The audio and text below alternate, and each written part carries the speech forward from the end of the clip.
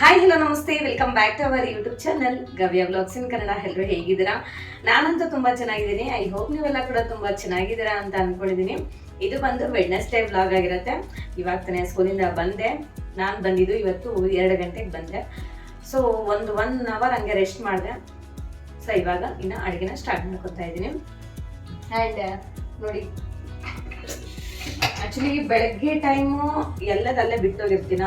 So ಇವಾಗ ಬಂದು ಮಾಡ್ಕೋಬೇಕು, ಎಲ್ಲದಲ್ಲೇ ಇರುತ್ತೆ. ಇವಾಗ ಅಡುಗೆ ಬಂದು ಎಗ್ ಕರಿ ಮತ್ತು ಚಪಾತಿ ಮಾಡೋಣ ಅಂತ ಹೇಳ್ಬಿಟ್ಟು ಎಗ್ನ ಬಾಯ್ಲ್ ಮಾಡ್ತಾ ಇದ್ದೀನಿ. ಸೊ ಎಗ್ ಕರಿ ಅಂತೂ ಈಗ ತುಂಬ ಚೆನ್ನಾಗಿರುತ್ತೆ. ಸೊ ಈ ರೆಸಿಪಿನ ನಾನು ನಿಮ್ಮ ಹತ್ರ ಶೇರ್ ಮಾಡ್ಕೊಳ್ಳೋಣ ಅಂತ ವಿಡಿಯೋನ ಮಾಡ್ತಾ ಇದ್ದೀನಿ. ಓಕೆ, ಬನ್ನಿ ನೋಡೋಣ. ಓಕೆ, ನನಗಂತೂ ಯಾವಾಗಲೂ ಅಡುಗೆ ಮಾಡೋಕ್ಕಿಂತ ಮುಂಚೆ, ಅಡುಗೆ ಮಾಡಾದ್ಮೇಲೆ ಯಾವಾಗಲೂ ಕಿಚನ್ ಕೌಂಟರ್ ಟಾಪು ಮತ್ತು ಗ್ಯಾಸ್ ಸ್ಟವ್ನ ಕ್ಲೀನ್ ಮಾಡ್ಕೊಂಡಿಲ್ಲ ಅಂತಂದರೆ ಸಮಾಧಾನನೇ ಆಗೋದಿಲ್ಲ. ಸೊ ಯಾರೆಲ್ಲ ನಂತರ ಇದ್ದೀರಾ ಅಂತ ಹೇಳಿ ಕಾಮೆಂಟ್ ಸೆಕ್ಷನಲ್ಲಿ ಕಾಮೆಂಟ್ಸ್ ಮಾಡಿ.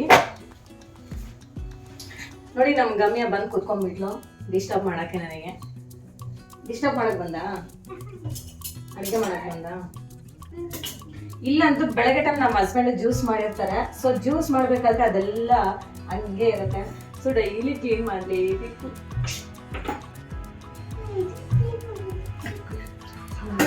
ನೀನೇನಾದರೂ ಹೆಲ್ಪ್ ಮಾಡ್ತೀಯ ಗಮ್ಯ? ಮಾಡಲ್ಲ.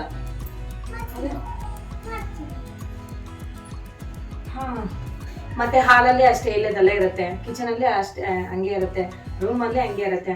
ಸೊ ಎಲ್ಲಾನು ಕ್ಲೀನ್ ಮಾಡ್ಕೋಬೇಕು ಫ್ರೆಂಡ್ಸ್. ನಾನು ಇವಾಗ ಆನಿಯನ್ಸ್ನ ಸ್ವಲ್ಪ ಜಾಸ್ತಿ ಹಾಕಿ ಎಗ್ ಕರಿನ ಪ್ರಿಪೇರ್ ಮಾಡ್ತಾ ಇದ್ದೀನಿ. ಸೊ ಆನಿಯನ್ ಮೀಡಿಯಂ ಸೈಜಲ್ಲಿರೋ ಆನಿಯನ್ಸ್ನ ಒಂದು 7ರಿಂದ 8 ಆನಿಯನ್ಸ್ನ ಕಟ್ ಮಾಡ್ಕೊಂಡಿದ್ದೀನಿ. ಸೊ ಇವಾಗ ಇದನ್ನ ಈಸಿಯಾಗಿ ಬೇಗ ಹೇಗೆ ಕಟ್ ಮಾಡೋದಂತ ನೋಡೋಣ ಬನ್ನಿ. ಓಕೆ, ಸೊ ಇದು ಆಲ್ಮೋಸ್ಟ್ ಎಲ್ಲರಿಗೂ ಗೊತ್ತೇ ಇರುತ್ತೆ, ಚಿಪ್ಸ್ ಸ್ಲೈಸರ್ ಅಂತ ಹೇಳ್ತೀವಲ್ಲ. ಸೊ ಅದರಲ್ಲಿ ನಾನು ಸ್ಲೈಸಾಗೆ ಕಟ್ ಮಾಡಿಬಿಡ್ತೀನಿ. ಸೊ ಬೇಗ ಕಟ್ ಆಗುತ್ತೆ. ಓಕೆನಾ? ಈ ಥರ ಆಫ್ ಕಟ್ ಮಾಡ್ಕೋಬೇಕು. ಆಮೇಲೆ ಹೀಗೆ ಹಿಡ್ಕೊಂಡು ಜಸ್ಟ್ ಸ್ಲೈಸ್ ಮಾಡಿದ್ರೆ ಆಯ್ತು.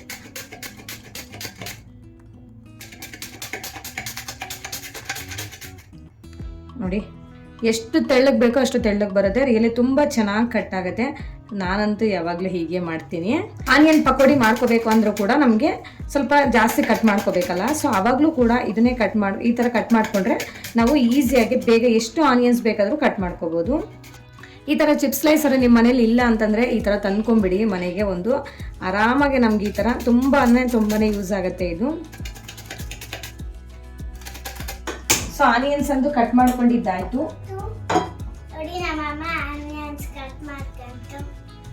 ಏನು ಕಟ್ ಮಾಡ್ಕೊತಾ ಬಂಗಾರ ಮರಿ. ಸೊ ಆನಿಯನ್ಸ್ ಎಲ್ಲ ತುಂಬ ಬೇಗ ಈಸಿಯಾಗಿ ಕಟ್ ಮಾಡ್ಕೊಂಡೆ. ಈಗ ಎಗ್ ಕರಿನ ಪ್ರಿಪೇರ್ ಮಾಡ್ಕೊಳ್ಳೋಣ. ಈಗ ಫಸ್ಟ್ ನಾನು ಒಂದು 2 ಟೇಬಲ್ ಸ್ಪೂನ್ ಅಷ್ಟು ಎಣ್ಣೆ ಹಾಕ್ಕೊಂತೀನಿ.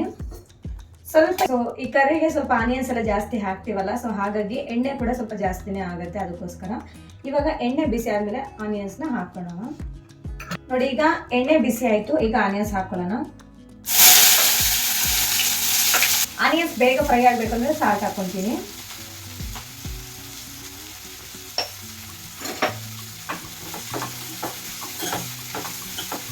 ಸೊ ಈ onions light golden brown colour ಬರೋದಂಗೆ ಚೆನ್ನಾಗಿ ಫ್ರೈ ಮಾಡ್ಕೊಳ್ಳೋಣ. ಚೆನ್ನಾಗಿ ಟೀ ಮಾಡ್ಕೊಳ್ತಾಳೆ ನನಗೆ.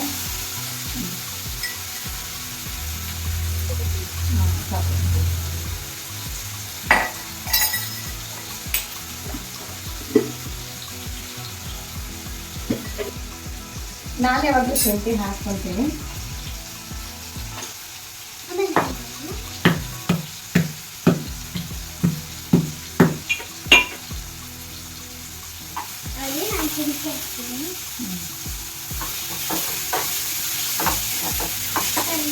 ಈಗ ಆನಿಯನ್ಸ್ ಫ್ರೈ ಆಗಿದೆ.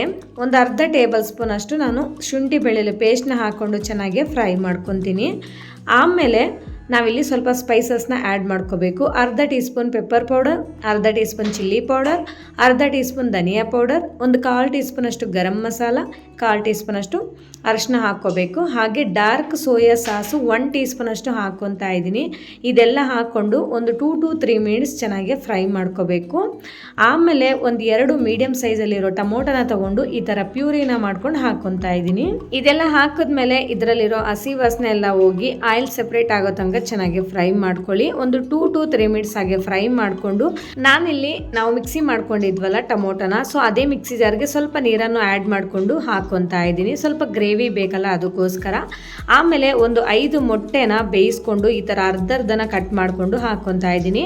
ಮೊಟ್ಟೆನೆಲ್ಲ ಹಾಕಾದ್ಮೇಲೆ ಒಂದು ಸತಿ ಲೈಟಾಗೆ ಮಿಕ್ಸ್ ಮಾಡಿಕೊಂಡು ಲಿಡ್ನ ಕ್ಲೋಸ್ ಮಾಡಿ ಮತ್ತೊಂದು 2 ರಿಂದ 3 ನಿಮಿಷ ಚೆನ್ನಾಗಿ ಫ್ರೈ ಮಾಡ್ಕೊಳ್ಳಿ.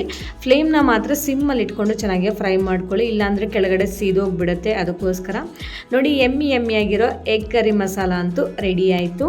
ಹಾಗೆ ನಮ್ಮ ಗಮ್ಯ ಮಾಡಿರೋ ಟೀ ಕೂಡ ರೆಡಿ ಆಯಿತು. ಅವಳಿಗೊಂಥರ ಇಂಟ್ರೆಸ್ಟು ಟೀ ಮಾಡಬೇಕು ಅಂತಂದರೆ. ಸೊ ಎಲ್ಲ ನಾನೇ ಹಾಕ್ತಿರ್ತೀನಿ, ಬಟ್ ಅವಳ ಕೈಯಿಂದ ಹಾಕ್ಸಿ ಮಾಡಿಸ್ಕೊತೀನಿ ಟೀನ. ಸೊ ಅದೊಂಥರ ಸ್ಯಾಟಿಸ್ಫ್ಯಾಕ್ಷನ್ ನಮಗೂ ಕೂಡ. ಅವಳಿಗೆ ಕೂಡ ಖುಷಿ ಆಗುತ್ತೆ ನಾನು ಮಾಡಿಕೊಟ್ಟಿದ್ದೀನಿ ನಮ್ಮ ಅಮ್ಮಂಗೆ ಟೀ ಅಂತ ಹೇಳಿ. ಸೊ ಈಗ ನಾನು ಆಚೆ ರೋಡಲ್ಲಿ ಬಂದು ಇಲ್ಲಿ ಆರಾಮಾಗಿ ಕೂತ್ಕೊಂಡು ಕ್ಲೈಮೇಟ್ನ ಎಂಜಾಯ್ ಮಾಡಿಕೊಂಡು ಟೀನ ಕುಡಿತಾ ಇದ್ದೀನಿ. ಸೊ ಇಲ್ಲಿ ನಮಗೆ ಸ್ವಲ್ಪ ಸ್ಪೇಸ್ ಇದೆ ಕೂತ್ಕೊಳ್ಳೋಕ್ಕೆ ಪಕ್ಕದ ಬಿಲ್ಡಿಂಗ್ ಹತ್ರ. ಸೊ ಅಲ್ಲಿ ಕೂತ್ಕೊಂಡು ಟೀನ ಕುಡಿತೀನಿ. ಇವಾಗ ನಾನು ಪಾಲಕ್ ಚಪಾತಿನ ಪ್ರಿಪೇರ್ ಮಾಡೋಕ್ಕೆ ಸ್ವಲ್ಪ ನೀರನ್ನ ಸ್ಟವ್ ಮೇಲೆ ಇಟ್ಕೊಂಡು ನೀರು ಬಿಸಿ ಆದಮೇಲೆ ಪಾಲಕ್ ಸೊಪ್ಪನ್ನ ತೊಳೆದ್ಬಿಟ್ಟು ಇದರಲ್ಲಿ ಹಾಕ್ಕೊಂಡು ಒಂದು 2 ನಿಮಿಷ ಬೇಯಿಸ್ಕೊಂಡು ಆ ಪಾಲಕ್ ಸೊಪ್ಪು ಪೂರ್ತಿ ತಣ್ಣಗಾದಮೇಲೆ ಮಿಕ್ಸಿ ಜಾರ್ಗೆ ಹಾಕ್ಕೊಂಡು ಫೈನಾಗಿ ಪೇಸ್ಟ್ ಮಾಡಿಕೊಂಡು ಇವಾಗ ಗೋಧಿ ಹಿಟ್ಟು ಒಳಗಡೆ ಹಾಕಿ ಚೆನ್ನಾಗಿ ಮಿಕ್ಸ್ ಮಾಡ್ಕೋಬೇಕು. ನಾನು ಅರ್ಧ ಗೋಧಿ ಹಿಟ್ಟು ಮಿಕ್ಸ್ ಮಾಡಾದ್ಮೇಲೆ ನೆನಪಾಯಿತು ನನಗೆ, ಅಯ್ಯೋ ಪಾಲಕ್ ಚಪಾತಿ ಮಾಡಬೇಕಿತ್ತಲ್ಲ ಅಂತ ಹೇಳಿ. ಅದಕ್ಕೋಸ್ಕರ ಆ ಥರ ಅರ್ಧ ಹಿಟ್ಟು ಕಲಸಿದ್ಮೇಲೆ ಈ ಥರ ಮಾಡ್ಕೊತಾ ಇದ್ದೀನಿ. ಇನ್ನು ಲಾಸ್ಟಲ್ಲೇ ಸ್ವಲ್ಪ ಎಣ್ಣೆನ ಹಾಕಿ ಚೆನ್ನಾಗಿ ನಾದ್ಕೊಂಡು ಆಮೇಲೆ ಲಿಡ್ನ ಕ್ಲೋಸ್ ಮಾಡಿ ಒಂದು 10 ನಿಮಿಷ ಆಗಿ ಸೈಡಿಗೆ ಎತ್ತಿಟ್ಕೊತೀನಿ. ಇದೆ ಗವ್ಯ ಮಲ್ಕೊಂಡ್ಬಿಟ್ಟಿದ್ದಾಳೆ ನೋಡಿ. So this is my room. Gavya ಮಲಗಿದ್ದಾಳೆ. ಓನು ಚಿಟ್ಟಿತಲ್ಲಿ ಎದ್ದಾಳಲ್ಲ ಬಂಗಾರು. ಓನು ಬಂಗಾರ ನೋಡು, ಆಚೆ ಕ್ಲೈಮೇಟ್ ನೋಡಿ ಎಷ್ಟು ಕೂಲಾಗಿದೆ. ವಾಕ್ ಮಾಡೋಣ ಆಚೆ ಹೋಗಿ. ಹಾಂ ಬೇಡ, ಏಕೆ? ಗವ್ಯ ಮಲಗಿದ್ಲಲ್ವ, ಹೇಗೋ ಎಬ್ಬರಿಸ್ದೆ. ಇನ್ನು ಟೈಮ್ ನೋಡಿದ್ರೆ ಆಲ್ರೆಡಿ 5 ಗಂಟೆ ಆಯಿತು ಅಂತ ಹೇಳಿ. ಇವಾಗ ಇನ್ನು ಒಳಗಡೆ ಒಂದು ರೂಮ್ ಒಳಗಡೆಯಿಂದ ಎಲ್ಲೆಲ್ಲಿ ಏನೇನಿದೆಯೋ ಎಲ್ಲ ನೀಟಾಗಿ ಜೋಡಿಸ್ಕೊಂಡು ಕಸ ಗುಡಿಸ್ಕೊಂಡು ಬಂದುಬಿಡ್ತೀನಿ. ಸೊ ಡೈಲಿ ಹೀಗೆ ಮಾಡ್ತೀನಿ. ಫಸ್ಟು ನಾನು ಕಿಚನ್ ಒಳಗಡೆ ಬಂದು ಅಡುಗೆನೆಲ್ಲ ಮಾಡಿ ಪಾತ್ರೆ ಎಲ್ಲ ನೀಟಾಗಿ ವಾಶ್ ಮಾಡಿ ಫಸ್ಟ್ ಅಡುಗೆ ಮಾಡಿರಬೇಕು. ನಮ್ಮ ಹಸ್ಬೆಂಡ್ ಒಂದೊಂದು ದಿವಸ ಬೇಗ ಬಂದುಬಿಡ್ತಾರೆ, ಅದಕ್ಕೋಸ್ಕರ ಅವರು ಹೊಟ್ಟೆ ಹಚ್ಕೊಂಡು ಬಂದುಬಿಡ್ತಾರಲ್ಲ, ಅದಕ್ಕೋಸ್ಕರ ಫಸ್ಟು ಅಡುಗೆನ ಫಿನಿಷ್ ಮಾಡಿ ಆಮೇಲೆ ರೂಮಲ್ಲಿಂದ ನೀಟಾಗೆ ಎಲ್ಲೆಲ್ಲಿ ಏನೇನು ಬಿಸಾಡಿರ್ತಾರೆ ಅದನ್ನೆಲ್ಲ ನೀಟಾಗಿ ಎತ್ತಿಟ್ಕೊಂಡು ಕಸ ಗುಡಿಸ್ಕೊಂಡು ಬರ್ತೀನಿ. ಬಟ್ ಆಲ್ಮೋಸ್ಟ್ ಎಲ್ಲ ಮಕ್ಕಳಿರೋ ಮನೆಯಲ್ಲಿ ಹೀಗೆ ಇರುತ್ತೆ. ಈ ಮಂಕಿ ಚೆನ್ನಾಗಿದೆ. ಗವಿ ಏನು ಮಾಡ್ತಿದ್ದಾಳೆ ನೋಡೋಣ ಬಾ, ಆಯಿತಾ?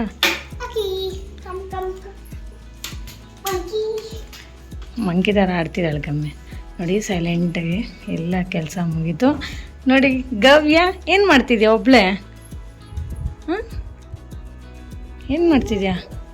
ಸೊ ಇವಾಗ ಎದ್ದಿದ್ದಾಳೆ, ಅವಳಿಗೆ ಇನ್ನೂ ಮೂಡ್ ಆಫ್ ಇದೆ ಹಂಗೆ. ಓಕೆ ಬಾ ಆಚೆ ಹೋಗೋಣ, ಕ್ಲೈಮೇಟ್ ಎಲ್ಲ ಫುಲ್ ಕೂಲಾಗಿದೆ, ಆಚೆ ಹೋಗೋಣ ಬಾ, ಆಯಿತಾ? ಬನ್ನಿ.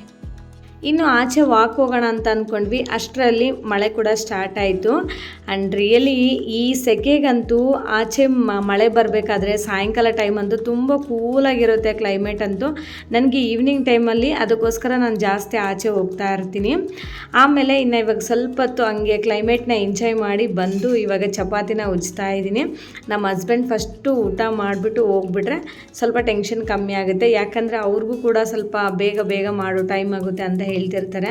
ಅದಕ್ಕೋಸ್ಕರ ಅವ್ರಿಗೆ ವೇಟ್ ಮಾಡ್ತಾ ಇರ್ತೀನಿ. ಅವ್ರು ಬಂದ ತಕ್ಷಣ ಫಸ್ಟ್ ಬಿಸಿ ಚಪಾತಿನ ಮಾಡಿಕೊಟ್ಟೆ. ಅವರು ಊಟ ಮಾಡಿಕೊಂಡು ಇನ್ನು ಶಾಪ್ಗೆ ಹೋದ್ರು. ಈಗ ನಾನು ಮಾಡ್ಕೊತಾ ಇದ್ದೀನಿ ನೋಡಿ. ಎಮ್ಮಿ ಆಗಿರೋ ಆನಿಯನ್ ಎಗ್ ಮಸಾಲ ಕರ್ರಿ ಮತ್ತು ಪಾಲಕ್ ಚಪಾತಿ ಕಾಂಬಿನೇಷನ್ ಅಂತೂ ತುಂಬ ಚೆನ್ನಾಗಿರುತ್ತೆ. ಸೊ ನೀವು ಒಮ್ಮೆ ಟ್ರೈ ಮಾಡಿ, ಡೆಫಿನೆಟ್ ಆಗಿ ನಿಮಗೂ ಕೂಡ ಇಷ್ಟ ಆಗುತ್ತೆ. ಇಷ್ಟೇ ಫ್ರೆಂಡ್ಸ್ ಇವತ್ತಿನ ವ್ಲಾಗ್. ಈ ವ್ಲಾಗ್ ನಿಮ್ಗೆ ಇಷ್ಟ ಆಗಿದ್ರೆ ಪ್ಲೀಸ್ ಒಂದು ಲೈಕ್ ಮಾಡಿ, ಶೇರ್ ಮಾಡಿ, ವಿಡಿಯೋ ಹೇಗಿದೆ ಅಂತ ಒಂದು ಕಾಮೆಂಟ್ ಮಾಡಿ, ಆ್ಯಂಡ್ ದಯವಿಟ್ಟು ಸಬ್ಸ್ಕ್ರೈಬ್ ಮಾಡ್ಕೊಳ್ಳೋದನ್ನು ಮಾತ್ರ ಮರಿಬೇಡಿ. Okay, thank you for watching. See you in the next vlog. Okay, bye, take care.